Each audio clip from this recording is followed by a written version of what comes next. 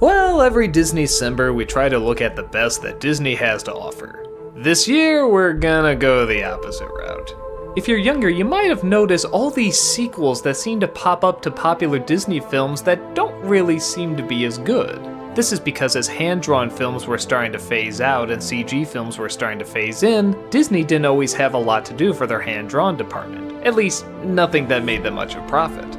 However, that seemed to change, though not necessarily for the best, with the direct-to-DVD sequels. For whatever reason, kids just loved to see what was gonna happen next in these movies that really didn't need any continuing stories. And they got a reputation pretty fast of being the worst. You name it, Lion King, Aladdin, Pocahontas, even The Hunchback of Notre Dame got a sequel. As they seemed to make more and more money, they pushed them out faster and faster, and well, they have a reputation for being some of Disney's worst material in recent years. For a long time, people have been asking me to look these over, and by God, I didn't want to. But you know what? I'm an optimist, and I'm gonna hold out hope that there's at least one, just one good sequel out there.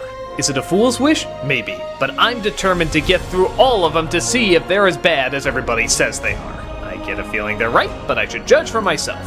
Even though there's surprisingly enough films to almost fill the entire month, there's still one or two that I haven't bailed on yet. So I'll fill those in with not sequels, but still direct-to-DVD movies that they made.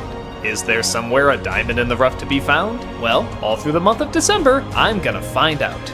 Because you demanded it, this is Disneycember direct-to-DVD sequels. I hope you appreciate what I do for you.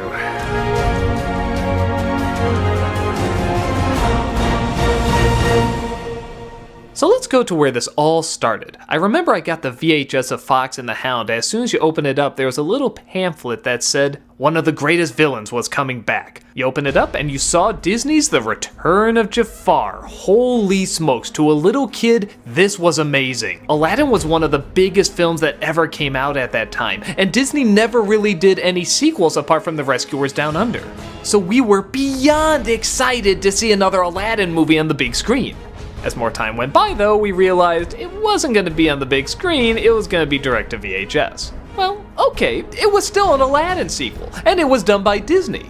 It still has to be pretty good, right? Well, then we saw the trailer for it, and man, there was a serious downgrade. It was pretty obvious from the first frame what this was. This was Disney trying to cash in on a popular movie, which they've done before, but not usually with a sequel. And not usually with such a difference in animation. So yeah, the hype died down pretty quickly, but we were still kind of interested in seeing it.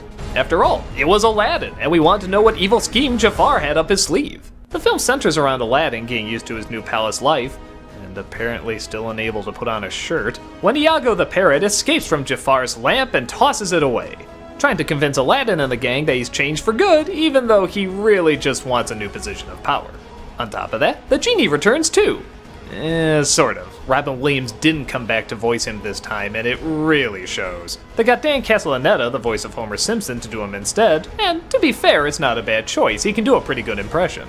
But so much of the genie was Robin Williams just doing his improv, and nobody's as good as him. So immediately it's a little distracting. But Jafar returns as well as a thief, played by Jason Alexander, accidentally releases him, and Jafar the genie promises to grant him his wishes if he follows through with his revenge. So Jafar plans his evil scheme by framing Aladdin, making it look like he killed the Sultan, all while locking up everybody else away. The plot in general is not that bad, and to its credit, Jafar's revenge is actually a pretty good one. But nothing feels as fleshed out as the original. In fact, Aladdin doesn't even seem like the focus. It feels more like the focus is on Iago. He's the one that has the story arc, he's the one that's torn between two places. But in terms of what made the original Aladdin so enjoyable and continuing it here, a lot of it just doesn't transfer over. Whether they didn't have the time or the budget or whatever, it just feels really rushed. Aladdin and Jasmine don't have much chemistry, the genie's not really that funny. The animation, though I know they're trying, just can't compete with the incredible colors and movement that the first one had. Even the songs aren't as hummable. And yeah, way too many of them are given to Gilbert Gottfried. Because that's a voice I want to hear put to music. I remember when my brother and I first saw it, we were more making fun of it than actually getting sucked into the story. But again, being kids, we did put it on once or twice after. We kind of accepted what it was, just a cheap knockoff rushed out really fast, and I guess as cheap knockoffs go, it's not the worst, it's just not very good. Its purpose is made totally complete by the ending, where it just seems to end really abruptly. They just say, hey, we want to go see the world, and it just kind of stops. I remember we were scratching our heads what that was about, and then a few days later, the Aladdin cartoon show came out. So, yeah, really all this was a pilot episode for the Aladdin cartoon.